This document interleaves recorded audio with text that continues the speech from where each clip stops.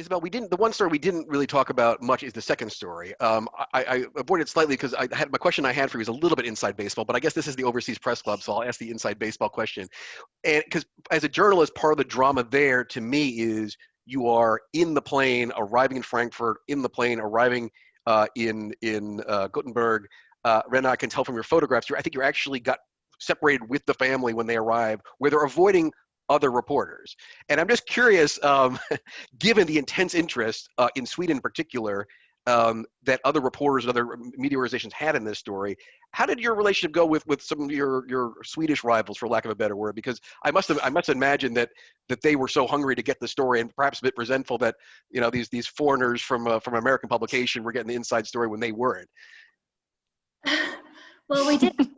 We had a bit of a run-in in Syria with the Swedish media, because we had obviously accompanied him when he was entering Syria, and then he had given an interview to Swedish national television on the eve of his departure, and it was broadcast, I think, the day that he entered Syria. So there happened to be, some Swedish and other Scandinavian journalists in Syria at the time, and they obviously found out that he was there, and then so they were basically like trying to find him and us, which was really a problem. I mean,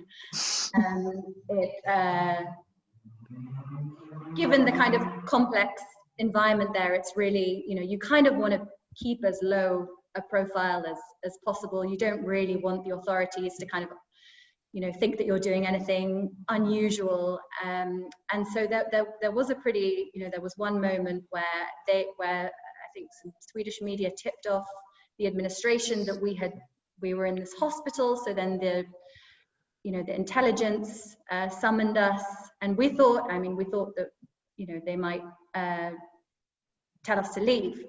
So that was pretty fraught, but it resolved itself. But apart from that, actually, I mean, once we were in Sweden, we didn't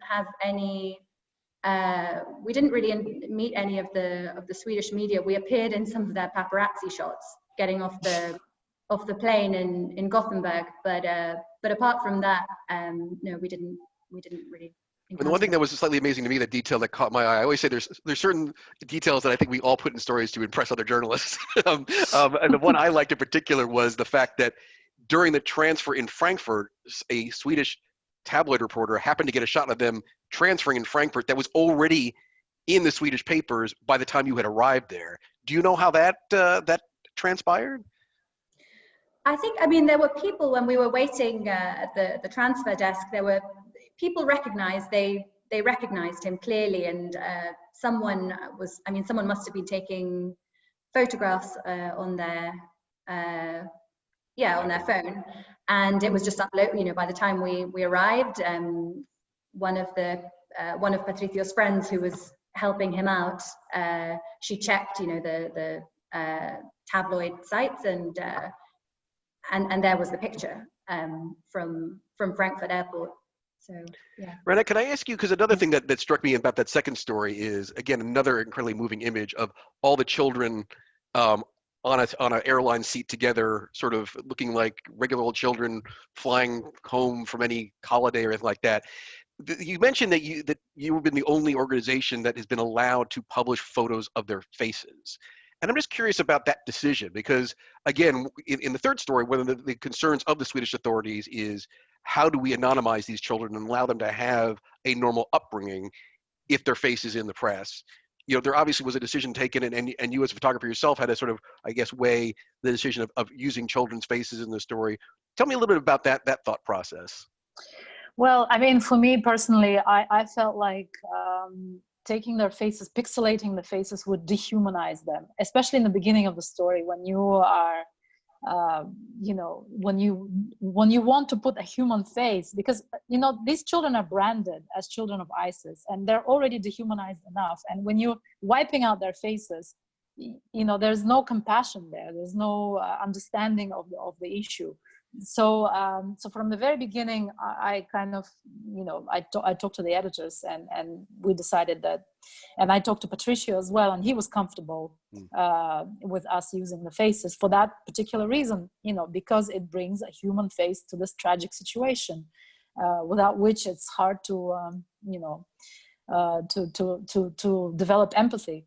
So, and then in the end, I think what also helped was the fact that Wall Street Journal is not a Swedish tabloid, and it's not as read by the Swedish public as, of course we are in the age of internet, everything gets shared, but there's still a big difference, I think. The worry is mostly for these kids to be recognized in Sweden, and I think chances of the wider public reading the Wall Street Journal and seeing the faces of the children in the Wall Street Journal are perhaps not as much as, if they would be published by a Swedish tabloid, And Isabel, you mentioned in the story that by the third time the third story, that the children were almost unrecognizable from the ones you had met 6 months earlier in terms of nutrition.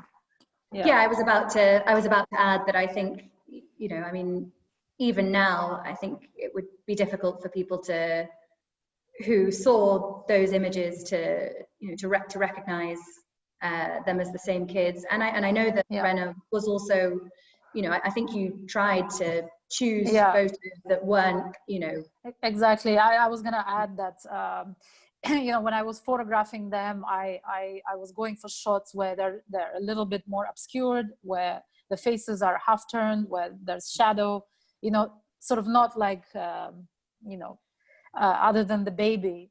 I think the baby is the closest that I've gotten to. And then he's completely unrecognizable now. He's gained weight, and you can't, it's completely two different people. But the other kids too, when I was photographing them, I was being sensitive and mindful of the fact that perhaps I should photograph them from an angle where they're not completely recognizable, but yet, their faces are seen, because again, I think it dehumanizes them to just pixelate or put black squares on their faces.